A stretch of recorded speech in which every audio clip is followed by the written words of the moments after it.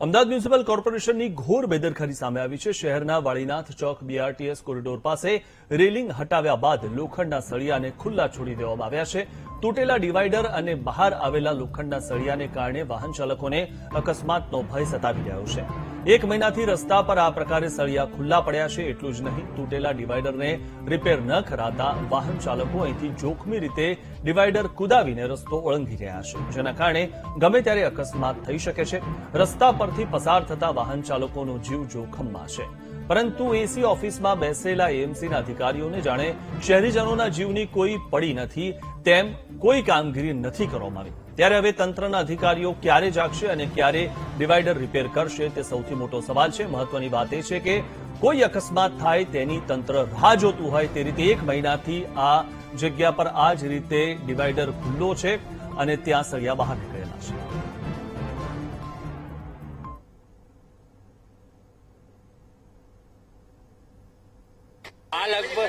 આ લગભગ મહિનાથી એવું છે ને એક કે બે ફેરી સાહેબ આવીને જોઈ ગયા તો ઓલું જે સામે પટ્ટો નતો પેલા પટ્ટો નતો તો પટ્ટો બનાવ્યો ને પછી આ સળિયા બે ત્રણ ફેરી જોઈ ગયા પર કોઈએ કર્યું નહીં। પેલા લાંબા લાંબા હતા તો કાપી ગયા અને એનું કચરો બી લગભગ 15 દાડા પડી રહ્યું, પછી મ્યુનિસિપાલિટી વાળા ભરી ગયા છે ને 4-5 મને અઠવાડિયામાં 2-3 ફેરી થાય। ક્યારે કાલની જ વાત છે કે એક બેન જ પડ્યા પર સલિયાથી થોડા દૂર પડ્યા।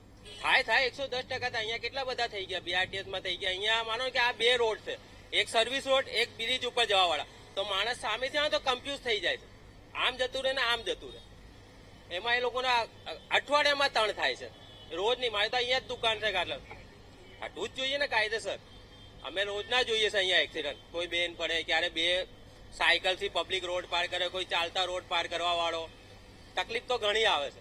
કરવા વાળાને કરવું જોઈએ, કેમ કે હમણાં 3 દાડા પહેલા બી એક ક્રેશ રિપોર્ટર આખું બધું લેખ લખીને ગયા। हाँ, एक्चुअली यहाँ पे लो फ्लोर चलती है तो यहाँ पे जनरली कोई भी ध्यान देता नहीं है और सामने दोनों तरफ से लो फ्लोर आ सकती है तो एक्सीडेंट हो सकता है। तो जनरली यहाँ पे बच्चे भी दौड़ते हैं, यहाँ पे खेलते हुए रहते हैं, तो मेरे ख्याल से इसको सही कराना चाहिए और एक्चुअली लोगों को भी ध्यान देना चाहिए कि वो क्रॉस नहीं करे और घूम के क्रॉस करे। बिल्कुल हो सकता है, अगर नहीं हटाया तो बड़ा एक्सीडेंट हो सकता है। और एक्चुअली ये जो जगह है वहाँ से साइकिल और वो वाले लोग भी निकल जाते हैं तो वहाँ से वो लोगों का भी एक्सीडेंट हो सकता है, तो बाद में इश्यू होगा। અમદાવાદ મ્યુનિસિપલ કોર્પોરેશન તંત્રની બેદરકારી મોટો અકસ્માત નોતરી શકે છે। વાડીનાથ ચોક પાસે જે ફ્લાયઓવર બ્રિજ શરૂ થઈ રહ્યો છે ત્યાંથી ડિવાઈડર તો દૂર કરી દેવામાં આવી, પરંતુ જે સળિયા છે તે દૂર નથી કરવામાં આવ્યા અને આ ખુલ્લા સળિયા ક્યાંક અકસ્માતનું કારણ બની શકે છે। છેલ્લા ઘણા સમયથી આ સળિયા જે છે તે ખુલ્લા જોવા મળી રહ્યા છે, પરંતુ તંત્ર જે છે તેને દૂર કરવા કે તેના પર કોઈ ડિવાઈડર બનાવવા માટેની કામગીરી નથી કરી રહી।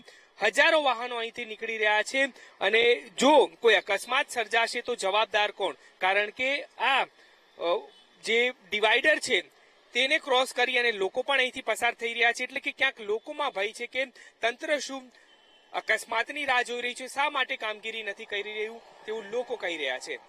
કેમેરામેન પ્રવીણ વાઘેલા સાથે દીપક સોલંકી, વીટીવી ન્યૂઝ, અમદાવાદ। વિપક્ષ નેતા શહેજાદ ખાન પઠાણ આપણી સાથે જોડાઈ ચૂક્યા છે। શહેજાદભાઈ, આપનું સ્વાગત છે વીટીવીમાં। શહેજાદભાઈ, જે રીતે એએમસીની આ બેદરકારી છે લોકોના જીવ લેશે એવું લાગી રહ્યું છે, કારણ કે એક મહિનાથી આ રીતે આ ડિવાઈડર જે તૂટેલી હાલતમાં છે, સળિયા બહાર નીકળી ગયેલા છે। આપે આ બાબતે કોઈ રજૂઆત કરી? जी बिल्कुल।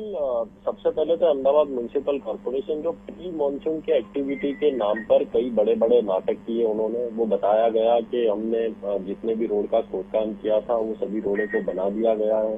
उन्होंने एक प्रेस के जरिए भी ये कहा गया था कि 110 स्पॉट ऐसे है जहाँ बरसाती पानी भरता है, वो सभी बरसाती पानी वाले स्पॉट का सभी का कार्य पूर्ण हो चुका है, अब बरसात में पानी नहीं भराएगा। और एक डेट भी दी गई थी कि ये डेट के बाद खोदकाम नहीं करना है, रोड नहीं तोड़ने हैं, इसके पहले रोड को रिसरफेस कर देना है। लेकिन उसके बाद भी यदि 1-2 दिन में जब मानसून अहमदाबाद शहर में आ जाएगा और फिर भी अहमदाबाद म्युनिसिपल कॉर्पोरेशन के तरीके से यदि ऐसा काम किया जा रहा है तो ये साफ बता रहा है कि Ahmedabad municipal corporation pre monsoon के नाम पर सिर्फ एक नाटक कर रहा था और अहमदाबाद शहर की जनता को मूर्ख बनाने का कार्य कर रहा था।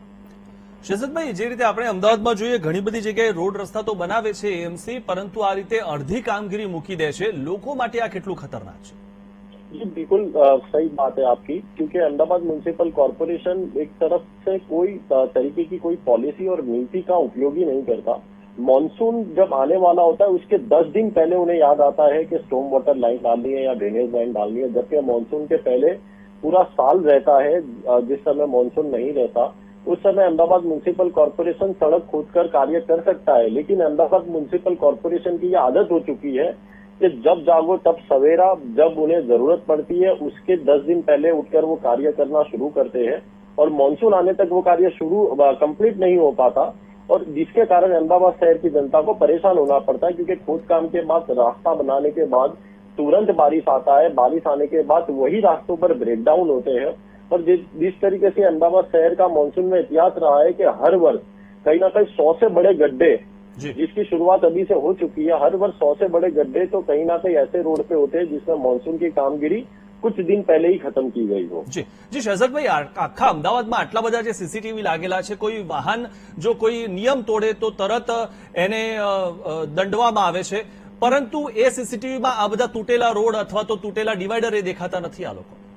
जी बिल्कुल सही बात है, और सबसे बड़ी बात तो ये है कि अहमदाबाद म्युनिसिपल कॉरपोरेशन एक सीसीटीवी के नाम पर करोड़ों रुपए का खर्च किया गया है। ट्रैफिक पुलिस के जरिए साथ में एक अभियान चलाया गया था जिसमें सीसीटीवी लगा दिए गए थे, लेकिन उन सीसीटीवी का उपयोग ही नहीं कर पाते। अहमदाबाद म्युनिसिपल कॉरपोरेशन ने आज तक, मेरा ये मानना है कि कभी भी सीसीटीवी के जरिए जनता की कोई कंप्लेन को लेकर और उसे सॉल्व किया हो, ऐसा मुझे नहीं लगता कि अहमदाबाद कॉरपोरेशन के इतिहास में कभी ऐसा बना होगा। જી જી જી શહેજાદભાઈ, આપનો આભાર અમારી સાથે જોડાવા બદલ। તો શહેરના વાળીનાથ ચોક બીઆરટીએસ કોરિડોર પાસે રેલિંગ હટાવ્યા બાદ લોખંડના સળિયાને ખુલ્લા છોડી દેવામાં આવ્યા છે, જાણે કે કોઈ વ્યક્તિનો આમાં જીવ જાય તેવી હાલત છે। હેલ્મેટ સર્કલ થી વારીનાથ ચોક તરફ જવાના જે રોડ પર છે, તો બ્રિજની ડાબી બાજુના ભાગ પર પેવર બ્લોક અને સેન્ટ્રલ વર્ગના ઉભા કરવામાં આવી છે। તદુપરાંત તેનાથી આગળ જતા જે પોલ કાઢવામાં આવ્યા બીઆરટીએસ રોડ ઉપર, એ પોલના જગ્યાએ હાલ એની કામગીરી ટૂંક સમયમાં ચાલુ થશે। પરિણામે જે ખુલ્લા વાયરો દેખાય છે એ ટૂંક જ સમયની અંદર આ વાયરો પણ દૂર કરવામાં આવશે।